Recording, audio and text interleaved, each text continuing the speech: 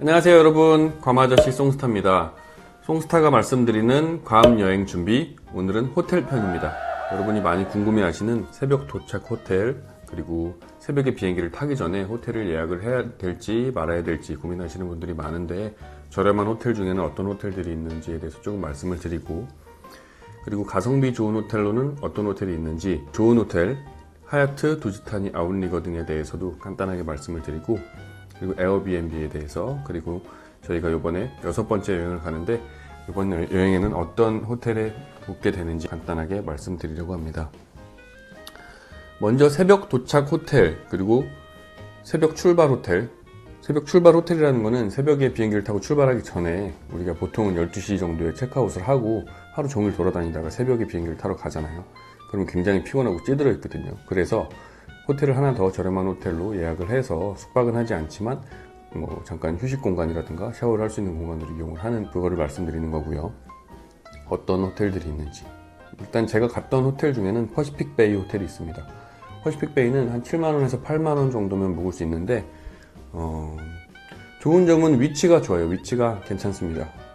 호텔들이 많이 몰려있는 곳이 있잖아요. 그 근처에 있기 때문에 위치는 상당히 괜찮은데, 당연히 저렴한 호텔이기 때문에 아쉬움이 많이 있습니다. 침구류는 그렇게 좋지 않습니다.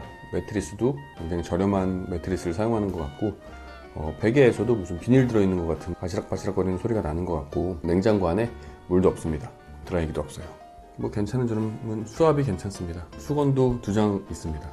수건은 카운터에 말씀을 드려서 엑스트라 타월을 받으면 되니까 문제가 된다고 생각하진 않습니다. 제가 이번에 6번째 여행을 가는 거고 5번 여행을 다녀왔는데 그동안은 대부분 베이뷰 호텔에 묵었거든요. 제 동생이 괌에서 1년 정도 인턴 생활을 했었는데, 동생이 추천해준 가성비 좋은 베이뷰 호텔에서 많이 묵었습니다. 그리고 그 옆에 있는 오션뷰 호텔도 있죠. 오션뷰 호텔에서도 묵어봤고요. 두 개의 호텔은 같은 계열사? 그런 거 같아요. 베이뷰도 위치가 굉장히 좋습니다.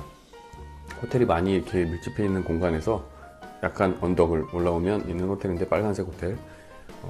위치도 괜찮고 가격 대비 깔끔하고, 아침에 일어났을 때 뷰도 굉장히 예쁩니다. 바로 앞에 해변은 없지만 그래도 해변이 쫙 보이거든요. 그래서 위치적으로도 굉장히 좋고, 오션뷰 호텔은 방이 2개, 침대는 4개, 그리고 거실과 주방이 따로 있어요. 그래서 음식을 해 먹을 수도 있는 그런 호텔이죠.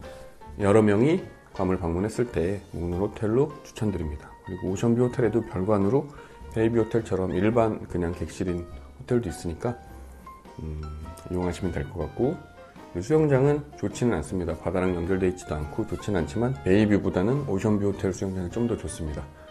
근데 베이뷰에 묵어도 오션뷰 호텔 수영장을 이용할 수 있다는 것, 그거 알고 계시면 좋을 것 같고요.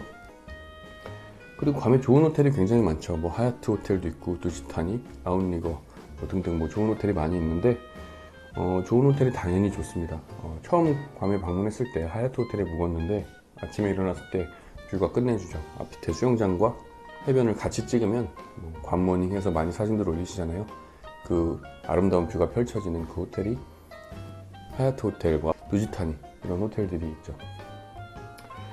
그리고 아이와 함께 방문을 하시면 수영장을 이용하기 위해서 좋은 호텔을 방문하시는 경우가 많이 있는데, 그런 경우도 있어요. 상대적으로 좀 저렴한 호텔에 묵으시고, 그리고 호텔에 있는 수영장을 이용할 수 있는 방법도 있다고 합니다. 이용해보지는 않았지만 호텔에 따라서 그 호텔에 있는 수영장만을 이용하는 방법이 있다고 하죠. 금액을 지불을 하고 하루 종일 그 수영장을 이용하고 수영장 앞에 있는 해변까지도 이용을 할 수 있고, 그리고 꼭 그 호텔에 묵지 않으시더라도 호텔 주차장에 주차를 하고 호텔 로비를 지나 해변으로 가는 거는 누가 뭐라고 하지 않습니다.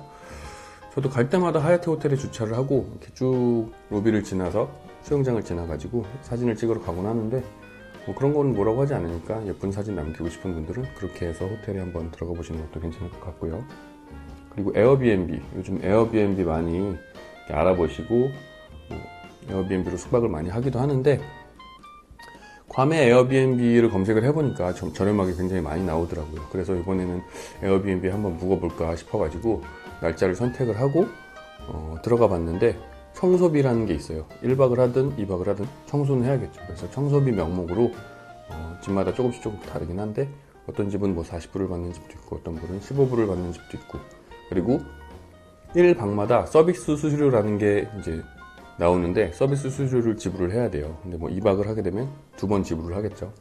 근데 그래서 결국은 금액을 따져보면 1박에 40불 이렇게 써 있는데 뭐 청소비가 40불이다. 그리고 서비스 수수료가 뭐 하루당 10불이다. 이러면 2박을 묵게 되면 80불에다가 청소비 40불 그리고 20불을 추가하게 되면 금액이 꽤 나오잖아요. 뭐 140불 정도 나오는데 그래도 뭐 괌에 있는 어떤 일반 집의 형태를 이제 한번 경험해 보시고 싶다거나 이러면 뭐 가는 것도 괜찮겠지만, 단점은 호텔은 좀 저렴한 호텔도 위치가 괜찮은 곳에 많이 있거든요. 근데 에어비앤비는 그렇지 못한 경우들이 많다는 거. 물론 에어비앤비도 좋은 숙소 같은 경우는 위치도 좋고 시설도 당연히 좋습니다.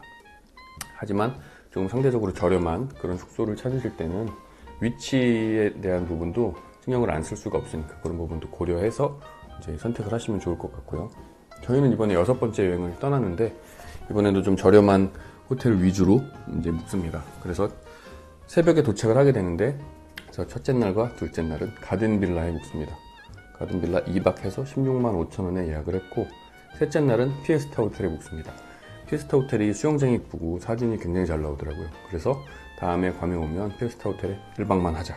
그래서 피에스타 호텔에 이제 세 번째 날 묵게 되는데 17만 원대에 1박 오션뷰로 예약을 했습니다. 그리고 마지막 날은 체크아웃을 하고 쭉 놀다가 공항에 가도 되지만 그럼 굉장히 피곤하니까 하루를 저렴한 숙소로 예약을 해서 놀다가 샤워도 하고 조금 쉬다가 공항으로 가기 위해서 베로나 리조트에 1박 합니다. 가격은 74,000원 정도에 예약을 했습니다. 이렇게 해서 저희가 이번에 여행을 떠나게 되고요. 다음 편은 괌 여행 준비 렌트카 편에 대해서 여러분과 나누려고 하는데, 항공편, 호텔편, 렌트카편은 우리가 가기 전에 준비해야 되는 것들이잖아요. 그리고 이제 다음에 만들어 볼 영상들도 3가지가 있는데 투어편, 그리고 쇼핑편, 그리고 맛집편에 대해서 말씀을 드리려고 합니다. 일단 있는 자료들로 나누고, 그리고 뭐 댓글로 이런 부분에 대해서 궁금하시다 이러면 제가 가서 준비해 올 수 있는 것들은 준비하고 찾아볼 수 있는 것들은 찾아봐서 또 양질의 영상으로 여러분을 만나보도록 하겠습니다.